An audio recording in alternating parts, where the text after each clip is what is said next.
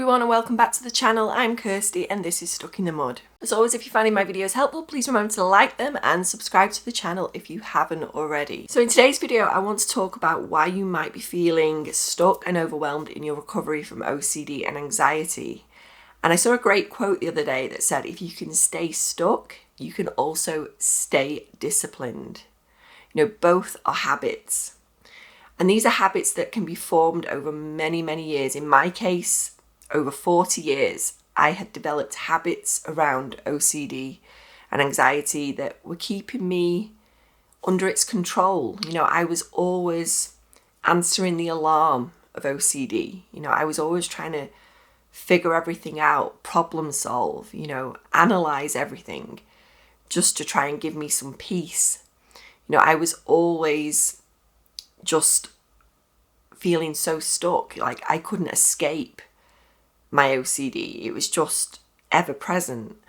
And I realized that those habits were the problem. You know, these were actually what were keeping me from moving forwards and, you know, stepping away from the fear and moving into freedom from this, because that's where we all want to be. That is the end goal. You know, that's what we really want. And I think we can look at that bigger picture and feel like we just want to be free from it completely. And I did that for many years. And I realized that was, you know, the wrong way of looking at it, because small wins matter. You know, all those small behavior changes, they matter. And the more we can look at that rather than looking at that whole bigger picture, you know, when you might be completely free, you know, mostly free of anxiety on day to day. You know, you may not get as many intrusive thoughts, you know, they don't bother you. You know, that's the bigger picture. And that's what, you know, where we'd like to be. But there's a lot of work that comes before that. There's a lot of behavior changes that need to happen. And that is where the habits changed. You know, the more we stay disciplined, the more consistent we stay with changing our response to OCD and anxiety. That is where the most success lies, you know, because that is the small building blocks that we need to keep building and laying down before we get to that bigger picture. And I think that's where a lot of us go wrong when we try and get well from this, because we just want rid of it. You know, we just want to be free of it. And, you know, like I said, that was me for so long.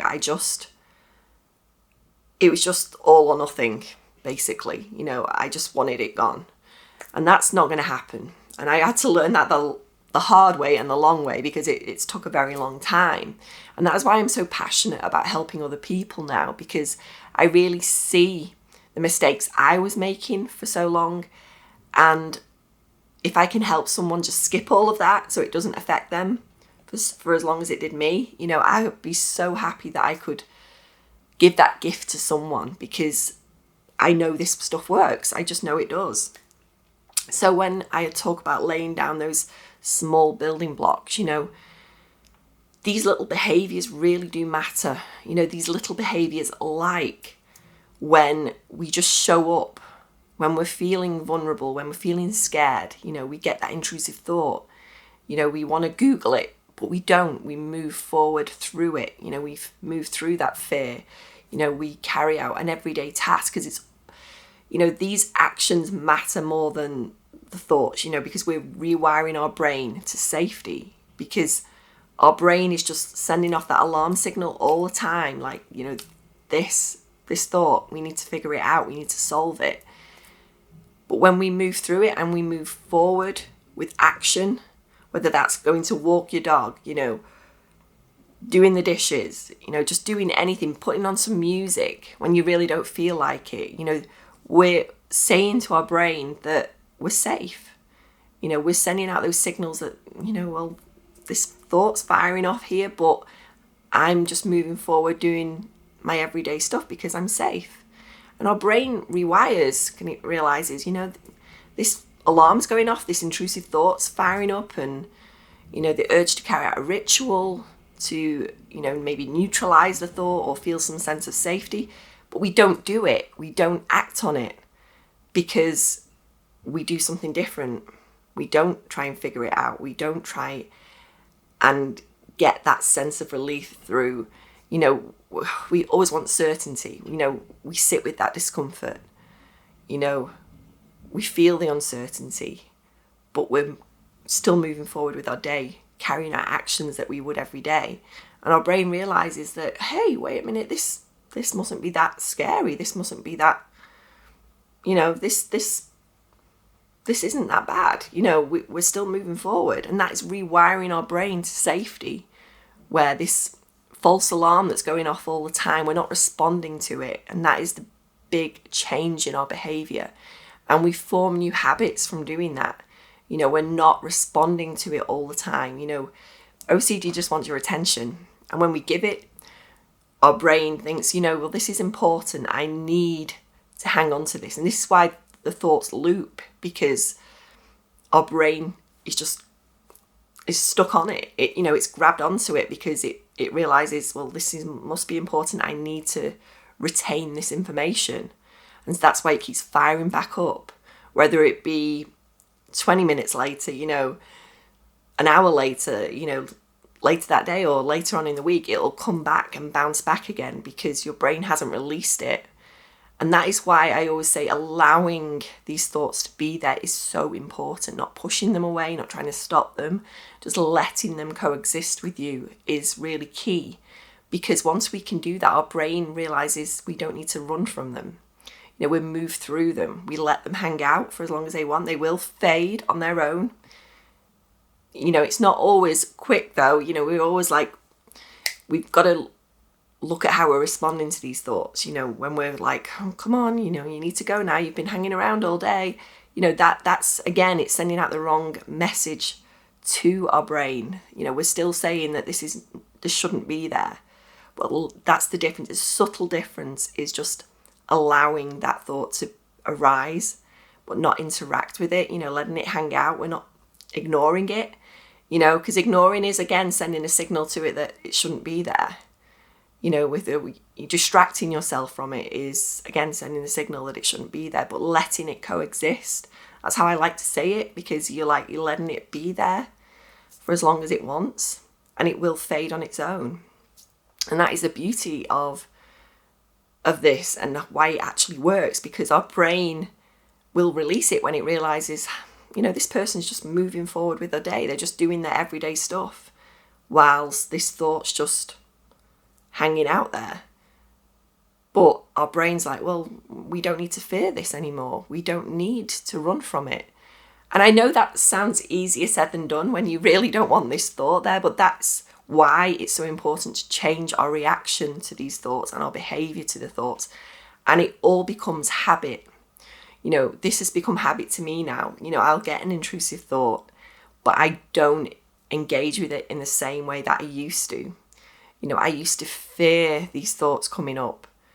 And when they did, I'd be like, oh, my reaction would be like, oh, here we go again. I'm going to be stuck with this thought all day. It's going to be hanging around and I won't be able to get rid of it. And, my brain's already, it's giving it so much importance by my involvement with it. And so that's what I really had to change. I really had to look at what I was doing and why that was keeping me stuck, and it is overwhelming. It is hard at first because we're changing. It can be years and years of work we've put into this, and it's not that you've done it on purpose. It's not your fault. It's a difficult disorder, this. It's really difficult at first to kind of understand, why we need to approach it like this, because I think, any alarm going off, we just want to fix it, don't we? We want to fix it. We want to solve it. We just want to feel that sense of safety and peace quickly.